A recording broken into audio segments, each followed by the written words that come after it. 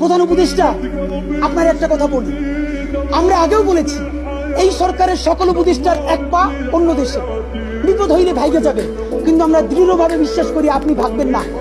এর প্রমাণ, আপনি যদি ভাগতেন এই পৃথিবীর কোন দেশ আপনারে রাখতে চায় না বলেন?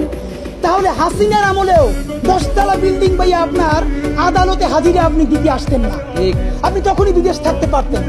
আপনি এই দেশে থাকতে চান বলেই আপনি আসছেন, আমরা বিশ্বাস করতে চাই।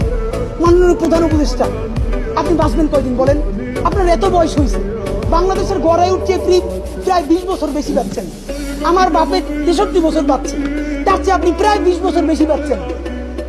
মাঝে মধ্যে মৃত্যু বেঁচে থাকার চেয়ে অধিক। মাননীয় প্রধান উপদেষ্টা, আপনি একটা গবেষণা করেন, বাংলাদেশে গত 50 বছরে কোন রাষ্ট্রপ্রধানের 30 মিনিট 40 মিনিটের বক্তৃতা রিক্সা চালক, ভ্যান চালক, সবজি বিক্রেতা, বিশ্ববিদ্যালয়ের প্রফেসর, ছাত্র জনতা আধা ঘন্টা বসে তার বক্তৃতা শুনে নজির নাই, যেটা আপনারটা হয়েছে।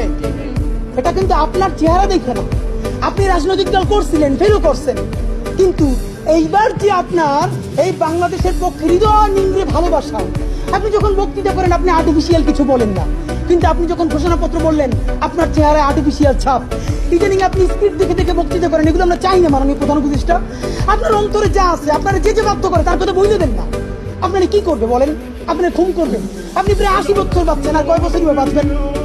আপনি কি খাবেন, কি বাঁচবেন? আপনি বরং যদি আপনার আর্মি মেরে ফেলে, আপনার যদি ভারতীয় আধিপত্যবাদ গুলি করে, আপনাকে যদি হত্যা করা হয়, কিন্তু সেই রক্তের বিনিময়ে যদি আপনি শহীদদের রক্তের বিনিময়ে নতুন বাংলাদেশ গড়ে যেতে পারেন, আগামী 1000 বছর বাংলাদেশের মানুষ নামাজে প্রার্থনায় আপনার জন্য শুধু দোয়া করবে। বুড়ো মানুষটা থেকে শুরু করে শিশু আপনার বক্তৃতা শুনে মাননীয় উপদেষ্টা কতক্ষণ জানেন? যতক্ষণ আপনি জুলাইয়ের জবানে কথা বলেন। কিন্তু যেই রাজনৈতিক দলের কাছে কোন ধরনের সংস্কার ছাড়া আপনি নির্বাচনের কথা বলতেছেন,